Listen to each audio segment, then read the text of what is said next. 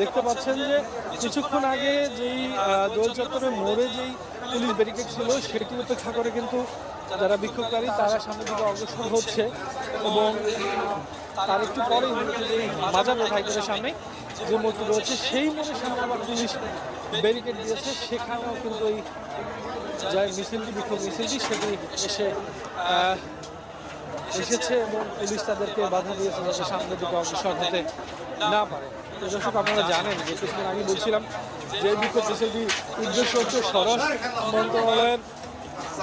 কার্যালয় ঘেরাও করা এবং যে কোনো মূল্যে তারা স্বরাষ্ট্র মন্ত্রণালয়ের উদ্দেশ্যে যাবেনি, এটা তাদের উদ্দেশ্য। এবং আমরা দেখতে পাচ্ছি যে এই মুহূর্তে পুলিশের যে ব্যারিকেড রয়েছে সেই ব্যারিকেড আবার উপেক্ষা করে মূলত